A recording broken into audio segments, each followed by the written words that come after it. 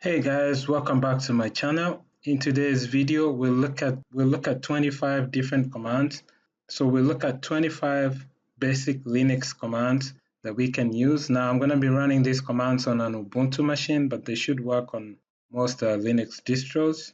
And I already have the terminal open, and I'm going to be running these commands on the terminal. The first command is the ls. So the ls command, what it does is just going to list all the files and directories in that given directory. So you can run the command by itself, or you can specify a directory where you want to run it. So for instance, if I wanted to see what's on the desktop, I can specify the directory that way. The next command is for changing directories, which is the cd command. I can change to desktop. So now I'm in the desktop directory. The next command is to show what directory you're in, and it's the pwd command, and this shows me what directory I'm currently in. Moving on is the command for making a directory. It's the mkdir, and let's make an empty directory here, directory, and if I do ls, you see that we made an empty directory here.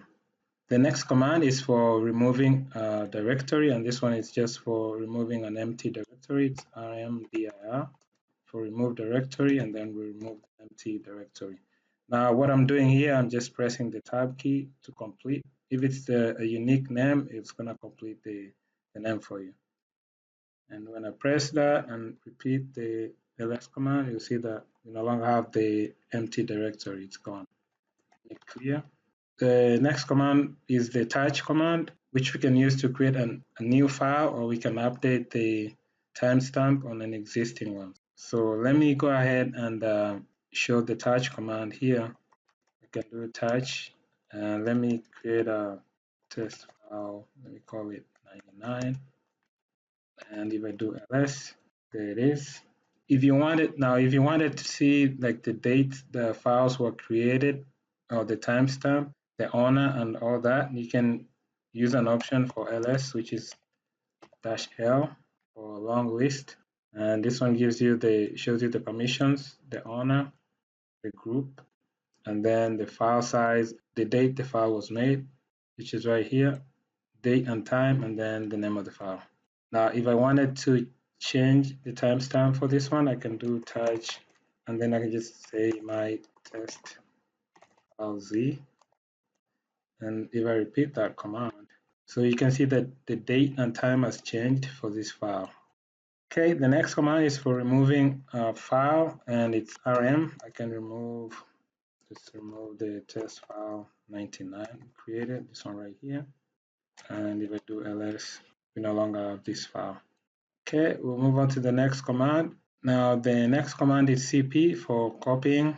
So you can copy the contents of a file to a different file. Now, for instance, here, let me show the command I was going to show. So the other command I was going to show is to display the contents of a file. So let's say the command is cat. I can show the contents of, let's say, test file z. Those are the contents. Let's say if I recreate the touch test file 99, what I can do is I can copy the contents of my test file z to test file 99. Now if I do cat test file 99, it should have the same contents as test file z. Let me clear this. The next command is the move command, or the mv command. This one we can use it to rename a file, and then we can use it to move a file from one directory to another. So right now we have this one as test 99. I can rename it. I can do mv test file 99. I can rename it to test file 77. Now I have test file 77. The contents should still be the same.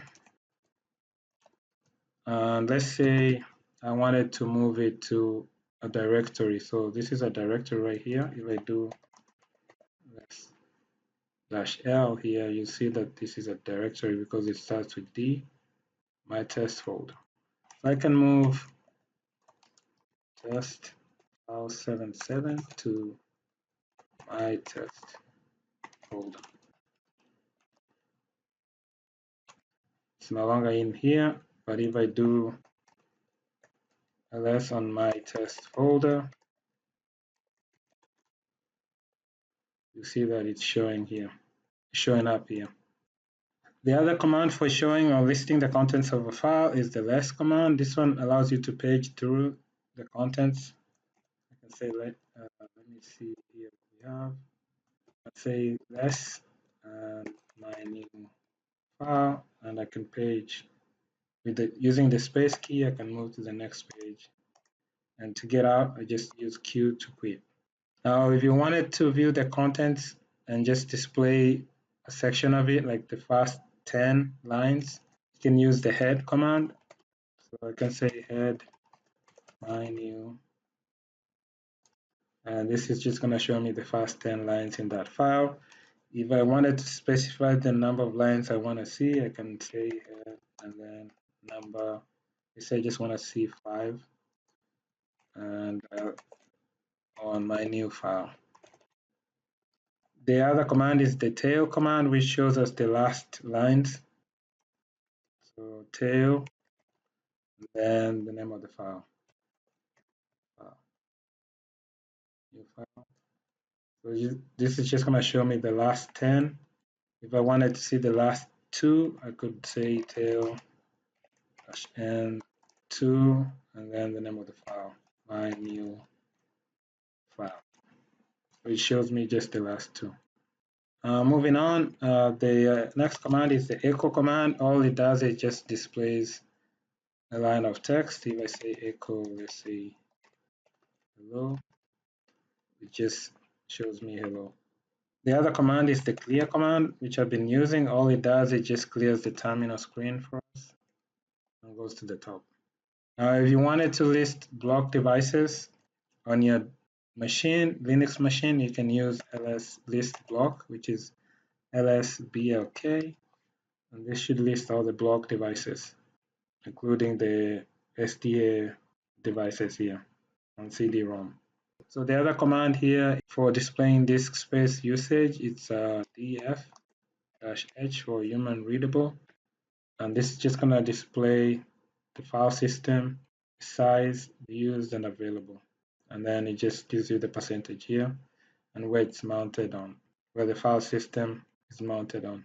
Okay, the next 2 commands are for showing or displaying the processes, the active processes on your system. The first one is the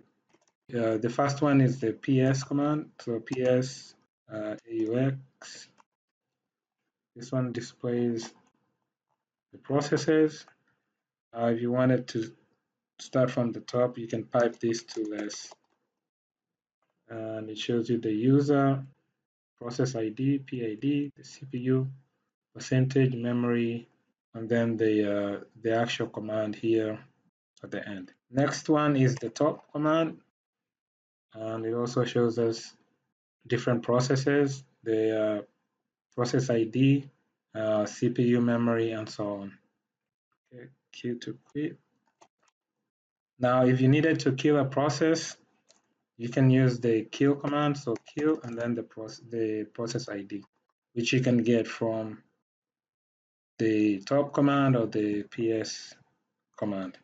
Okay, next we'll look at the grep command, which allows us to search using a pattern. So we can search inside a file using a pattern. Now, let's say, let me do this here. So if I do, let's say, class my new file, there's all this information. Let's say we were looking for information to do with SSH only within this file. What we can do is we can use grep. We can say grep, and then the word we are searching for, let's say SSH, and then inside my new file, and this is just going to show us only the lines that have SSH, the word SSH in them within that file. So the next command we're going to look at is the find command, which searches for files and directories. So So what we'll do here, let's see an example. I can say find, and then you have to specify the path. So if you're searching within the current directory, you don't have to put it. You can just go ahead and specify the name of the file. Let me use, let's say I'm looking for files with the word name inside of the name. And you can see that we found one, and it's searching just within this directory right here. Okay, moving on, we will look at the next command here, which is the locate command, which can be used to find files by name quickly. And this one uses a pre-built database to search for files. Let's give an example here. Let's locate a test file. Say test file 7. And I now have a few named test files inside my home directory, and it found 3 of them. Now, if it's the first time you're running locate, you might want to update the database. And the command to do that is sudo update update db, and you can put in your password here. And that updates the database such that you can now use the locate command. So the last command is specific to Debian-based distros for managing packages. You can upgrade packages, you can install packages using the command, and the command is the apt-get command. So if, let's say, you wanted to do an update, you can do sudo apt-get update.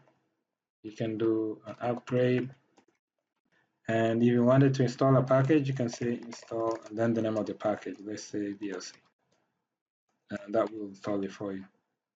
Okay, that's all for this video. Those are the 25 different basic commands that you can use when you're working with Linux. So I hope this information has been helpful. I'll catch you in my next video. Thanks. Bye.